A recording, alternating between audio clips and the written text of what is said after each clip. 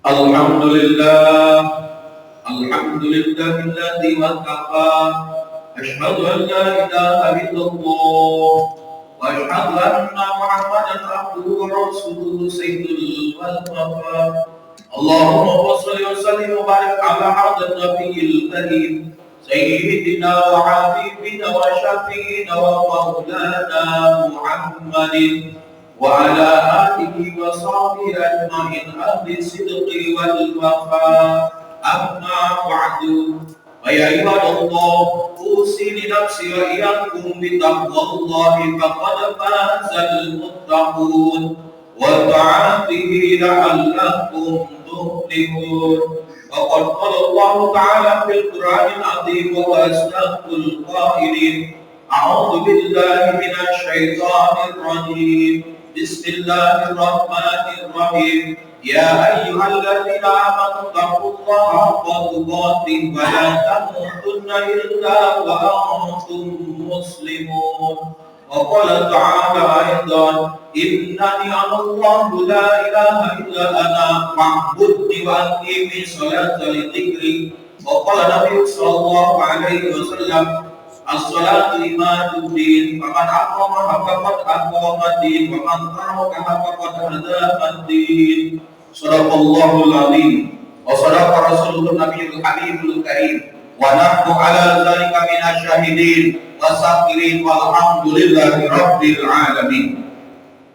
Hadirin kaum muslimin sidang Jumat rahimakumullah. Pertama dan yang paling utama dalam kehidupan kita, marilah kita selalu senantiasa memanjatkan puji serta syukur kita kepada hadirat Allah Subhanahu wa taala yang mana hakikat Allah yang selalu memberikan, mengkaruniakan berbagai macam kenikmatan kepada kita semua. Di antaranya terutama nikmatul iman wal Islam, nikmat sehatul afiah, nikmat panjang umur, dan juga nikmat kesempatan sehingga alhamdulillah pada kesempatan siang hari ini kita dapat melangkahkan kaki kita menuju masjid yang mulia ini dalam rangka menunaikan tugas kewajiban kita, yakni salat Jumat berjamaah. Mudah-mudahan ibadah yang akan kita lakukan maupun yang telah kita lakukan, baik yang wajib maupun yang sunnah, semuanya senantiasa diterima oleh Allah Subhanahu wa taala.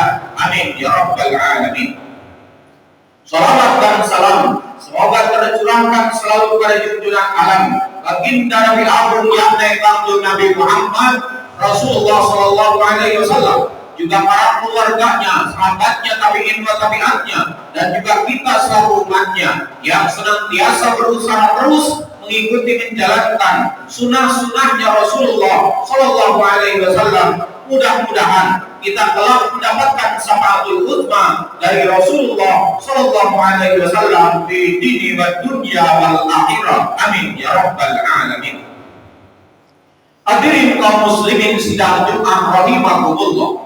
Setiap khatib yang bertugas maka mempunyai satu kewajiban, yaitu menyampaikan satu wasiat takwa kepada Allah Subhanahu wa taala.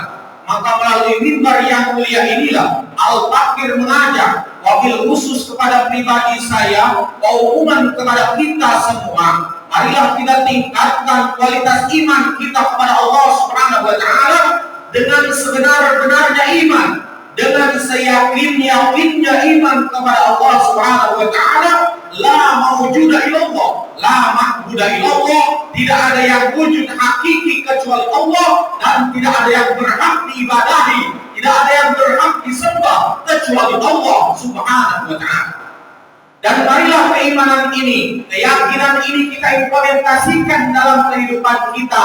Kita harus sanggup untuk meningkatkan kualitas takwa kita kepada Allah Subhanahu wa taala dalam artian takwa yang sesungguhnya, yaitu imtisalul awamirillah wa ijtinabun nawahihi, mengerjakan seluruh perintah Allah dan tinggalkan seluruh yang dilarang oleh Allah Subhanahu wa taala. Hadirin kaum muslimin sidang Jumat rahimakumullah. Terlebih saat ini kita berada di dalam bulan Rajab.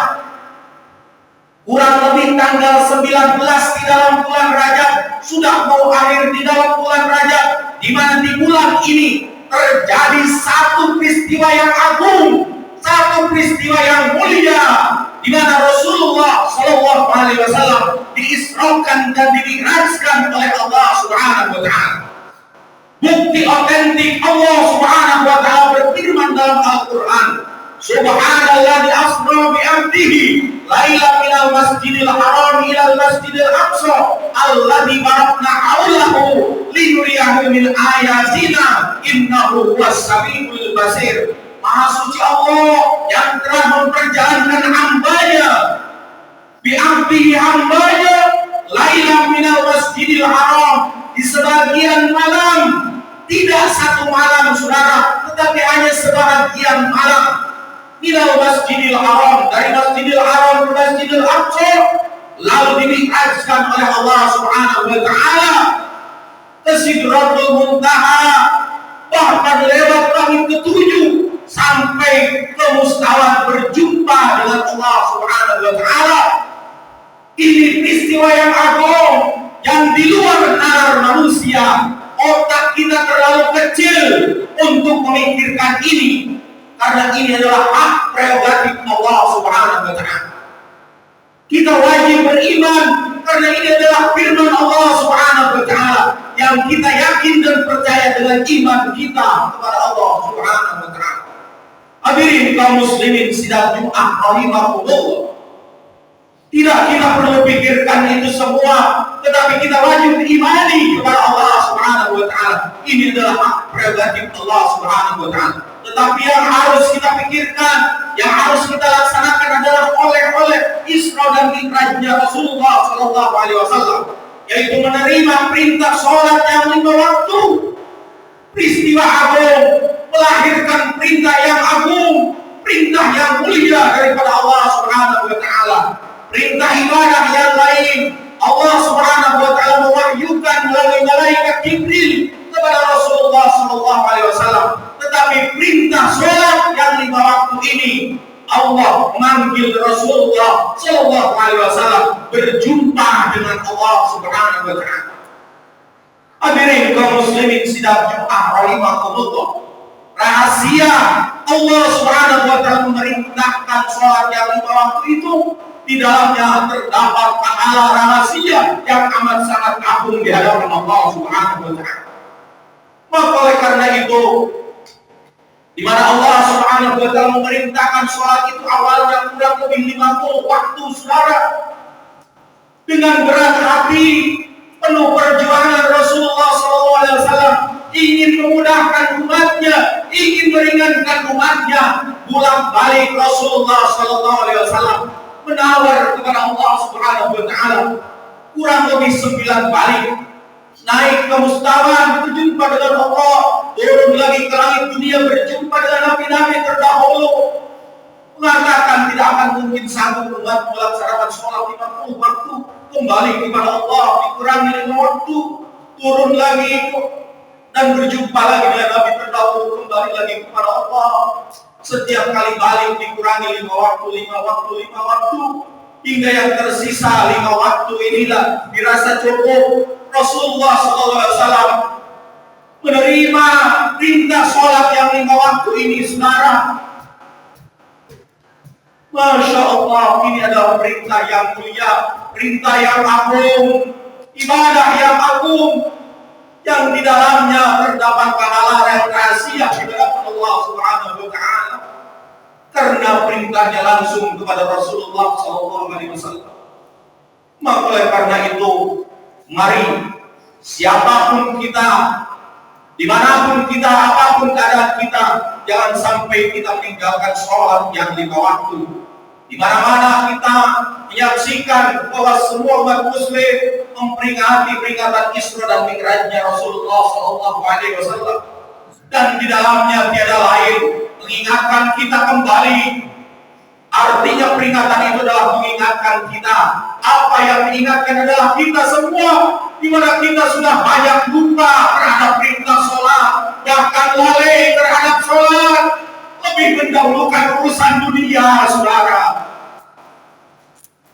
Dan peringatan itulah agar mengingatkan kita, agar senantiasa kita mendahulukan urusan kita dengan Allah, kewajiban kita kepada Allah Subhanahu wa taala. Allah Subhanahu wa taala berfirman, "Innani anallahu la ilaha illa ana fa'budni wa aqimi sholata lidzikri." Sungguhnya aku adalah Allah, la ilaha illa ana, tidak ada Tuhan selain aku. Fa'budni, maka menyembahlah kepadaku, wa aqimi sholata lidzikri, dan tegakkanlah salat untuk ingat kepadaku, kata Allah Subhanahu wa taala. Di dalam sebuah hadis Rasul sampaikan, lebih menekankan lagi, man taraka sholatal khamsa wa kana muta'ammidan faqad kafara jihadan. Siapa orang yang meninggalkan sholat 5 waktu serta disengaja, faqad kafara jihadan, maka ialah seorang kafir yang nyata di hadapan Allah Subhanahu wa taala. Nauzubillah, summa nauzubillah min dzalik. Di dalam hadis yang lain Rasul sampaikan, as-salatu imaduddin, aman aqamaha faqad aqamaddin, wa man tarakaha faqad alamaddin. Salat adalah merupakan tiang agama. Siapa orang yang melaksanakan salat, menegakkan salat, berarti ia menegakkan agamanya. Wa man tarakaha faqad alamaddin. Siapa orang yang meninggalkan salat, berarti ia meruntuhkan agamanya, menghancurkan agamanya, saudara. Hadirin kaum muslimin sidang Jumat rahimakumullah.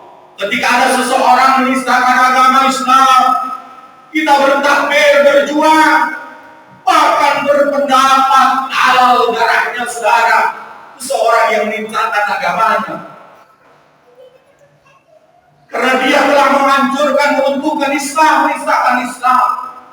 Tetapi tanpa disadari, kita meninggalkan sholat, sesungguhnya kita yang meruntuhkan agama Islam itu sendiri, saudara.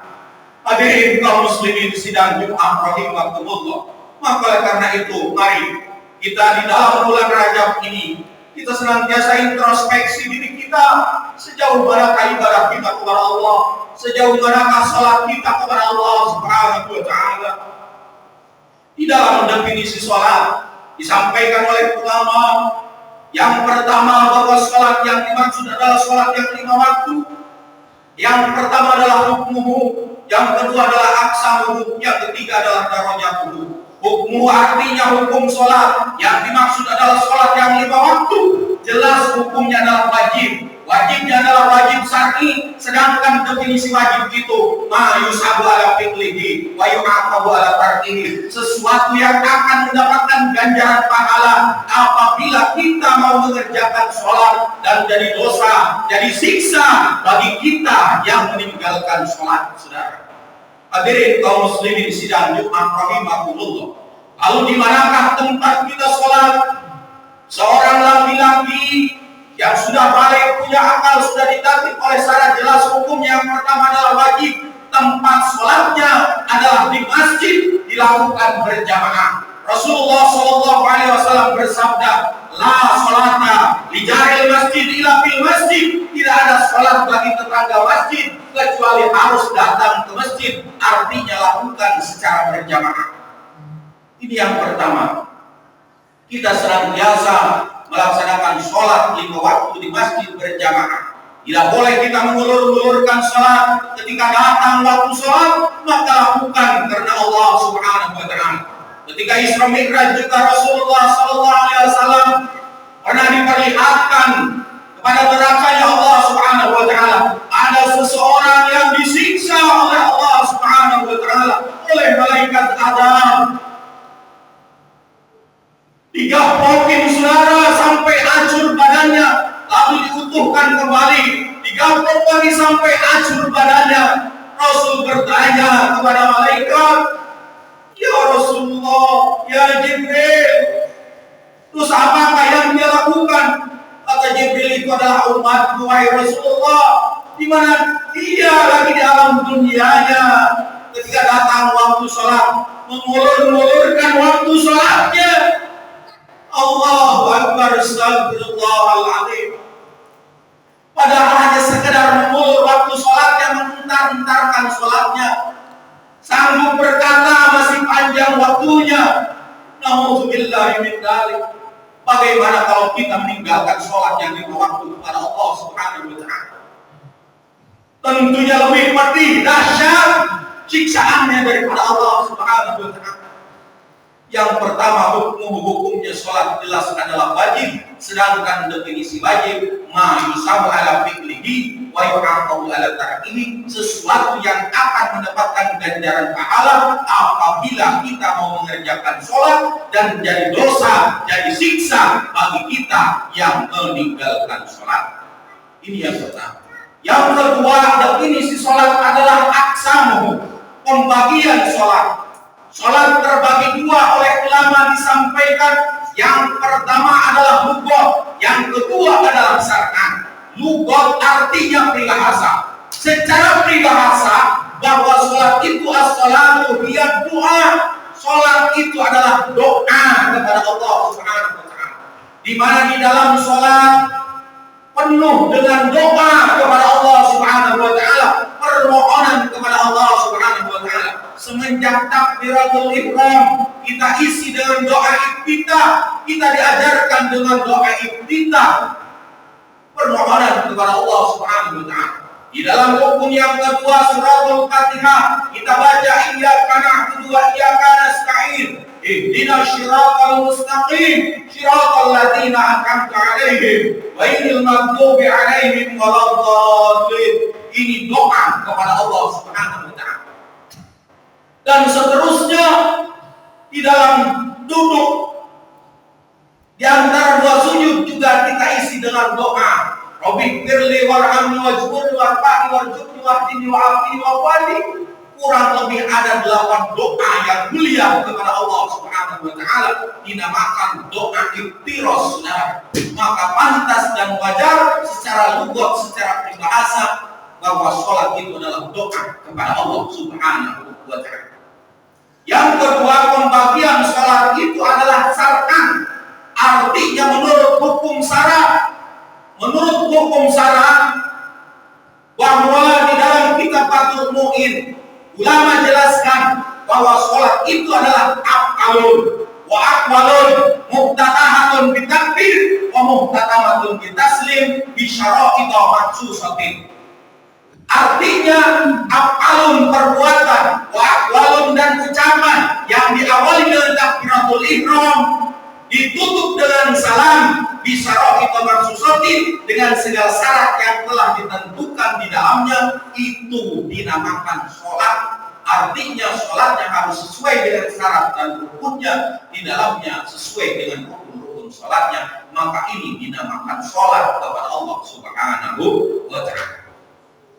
Hadirin kaum muslimin sidang Jumat rahimahumullah, itulah definisi yang kedua adalah pembagian sholat. Yang ketiga, definisi sholat itu adalah darajatuhu, derajatnya sholat. Yang pertama yang terendah, bahwa sholat itu bertahap saudara.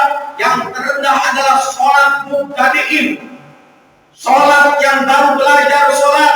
Sholatnya sholat saudara, tetapi tidak tahu maksud dan tujuan sholat. Orang takbiratul ihram, dia ikut takbiratul ihram. Orang ruku, dia ikut ruku. Orang salam, dia ikut salam. Tidak tahu maksud dan tujuan sholat, hanya sekedar mengikuti gerakan-gerakan yang dilakukan oleh orang-orang sholat saja. Tidak ubahnya seperti anak-anak kita yang melaksanakan sholat saudara, tidak berdampak dalam kehidupannya. Inilah sholat yang dinamakan sholat mubtadi'in, sholat baru belajar melaksanakan sholat kepada Allah Subhanahu wa Ta'ala. Alhamdulillah, belajar juga sudah sholat kepada Allah Subhanahu wa Ta'ala. Mari tingkatkan kepada derajat yang kedua, yaitu sholat abidin, sholat hamba Allah yang soleh, sholat abdinya Allah Subhanahu wa Ta'ala yang soleh, sehingga dari sholatnya itu berdampak positif dalam kehidupannya. Tingkah laku di dalam sholat dibawa kepada luar sholat. Di dalam sholat Allah yang besar, Allah yang agung, maka di luar sholat pun juga hanya Allah yang besar. Bukan kerjaan kita yang besar, bukan pangkat kita yang besar, bukan harta kita yang besar, tetapi Allah yang besar saudara. Di dalam luar sholat pun juga demikian. Maka karena itu sholat hamba Allah yang soleh, ia senantiasa mengimplementasikan sholatnya kepada luar sholat, sehingga tingkah lakunya berdampak positif dalam kehidupannya. Karena tingkah laku di dalam sholat dibawa kepada luar sholat, maka positif di hadapan Allah Subhanahu wa Ta'ala. Derajat sholat yang ketiga adalah sholat arifin, sholat ahli makrifat kepada Allah Subhanahu wa Ta'ala, sehingga ingatnya kepada Allah bukan hanya sekedar di dalam sholat, tetapi di luar sholat pun selalu ingat kepada Allah, selalu berzikir kepada Allah Subhanahu wa Ta'ala. Setiap kali hembusan nafas diiringi dengan zikir kepada Allah Subhanahu wa Ta'ala. Maka dibahasakan oleh ulama bahwa sholat arifin ini adalah sholat ahli makrifat kepada Allah, adalah sholatnya para wali-walinya Allah Subhanahu wa Ta'ala. Karena memang para wali Allah ingatnya kepada Allah bukan hanya sekedar di dalam sholat, tetapi di luar sholat pun selalu mengingat Allah Subhanahu wa Ta'ala, selalu berzikir kepada Allah Subhanahu wa Ta'ala. Yang keempat adalah sholat qawas. Tahapan yang keempat adalah sholat qawas. Bagaimana kehebatan sholat qawas? Kita tidak bisa bayangkan, saudara. Ulama sampaikan bahwa sholat qawas itu adalah sholatnya para nabi-nabinya Allah Subhanahu wa Ta'ala. Bukan hanya sekedar memikirkan ingatnya kepada Allah Subhanahu wa Ta'ala, tetapi bagaimana ia memikirkan bagaimana umat manusia bisa menyembah beribadah kepada Allah Subhanahu wa Ta'ala, bisa melaksanakan sholat kepada Allah Subhanahu wa Ta'ala. Urusan dunia hanya sebagian kecil, hanya setai buku saja, saudara. Inilah sholatnya para nabi-nabi Allah Subhanahu wa Ta'ala. Tahapan yang tertinggi adalah sholat qawasil qawas, khususil khusus. Ulama sampaikan bahwa sholat qawasil qawas adalah sholatnya para malaikat-malaikatnya Allah Subhanahu wa Ta'ala. Karena memang sama sekali tidak membutuhkan, tidak memikirkan urusan dunia. Karena memang para malaikat yang dipikirkan, yang dilaksanakan hanyalah perintah Allah Subhanahu wa Ta'ala. Di dalam sebuah riwayat sekali diperintahkan sujud oleh Allah, sampai hari kiamat malaikat tetap sujud kepada Allah Subhanahu wa Ta'ala. Maka karena itu mari kita introspeksi diri kita. Sejauh manakah ibadah kita kepada Allah? Salat kita kepada Allah Subhanahu wa Ta'ala sudah sampai tahapan mana salat kita kepada Allah Subhanahu wa Ta'ala? Apakah hanya sekedar menggugurkan kewajiban, saudara?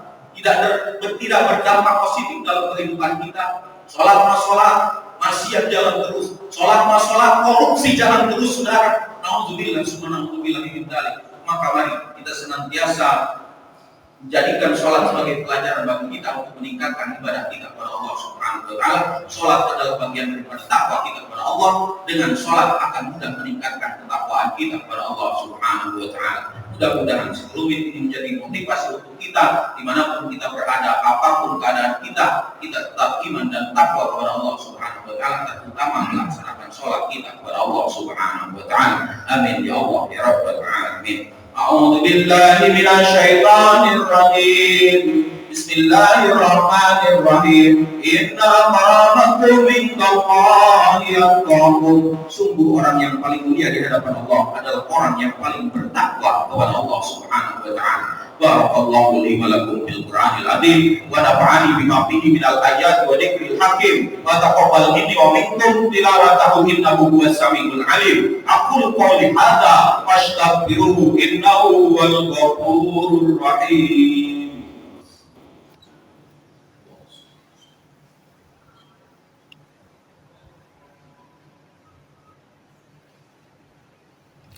Alhamdulillah hamdan katsiran kama amara Ibrahim man jahada bihi wa kafara asyhadu an la ilaha illallah wahdahu la syarika lahu wa asyhadu anna Muhammadan abduhu wa rasuluhu sayyidul khalaiqi wal bashar. Allahumma shalli ala nuril anwar wa sirril asrar wa tiryatil ahyar wa miqdami batil yashar sayyidina Muhammadin al-mukhtar wa alihi al-athhar wa ashabihi al-ahyar. Adadani amillahi wa ibdali amma ba'du fa ya ibadallah usikum wa nafsi wa iyaya bitaqwallahi faqad fazal muttaqun wa ta'atihi la'allakum tuflihun. Wa qala Allah ta'ala fil Qur'anil azim wa basdaqul qailin a'udzu billahi minasy syaithanir rajim bismillahirrahmanirrahim wa tajawwal fa inna khairaz zadi taqwa wa qala ta'ala mukhbiran 'alima innallaha wa malaikatahu yusholluna 'alan nabi ya ayyuhalladzina amanu sallu alaihi wa sallimu taslima. اللهم صل على سيدنا وحبيبنا وشفينا ومولانا محمد وسلم رضي الله تبارك وتعالى عن كل صحابة رسول الله أجمعين سيدنا أبو بكر وعمر وعثمان وعلي وعلينا معهم برحمتك يا أرحم الراحمين. اللهم اغفر للمؤمنين والمؤمنات والمسلمين والمسلمات الأحياء منهم والأموات إنك سميع قريب مجيب الدعوات ويا قاضي الحاجات برحمتك يا أرحم الراحمين. اللهم ربنا ظلمنا أنفسنا وإن لم تغفر لنا وترحمنا لنكونن من الخاسرين. ربنا لا تزغ قلوبنا بعد إذ هديتنا وهب لنا من لدنك رحمة إنك أنت الوهاب. ربنا آتنا في الدنيا حسنة وفي الآخرة حسنة وقنا عذاب النار والحمد لله رب العالمين. عباد الله إن الله يأمركم بالعدل والإحسان وإيتاء ذي القربى وينهى عن الفحشاء والمنكر والبغي يعظكم لعلكم تذكرون. فاذكروا الله العظيم يذكركم واشكروه على نعمه يزدكم واسألوه من فضله يؤتكم ولا ذكر الله أكبر. أقيموا الصلاة.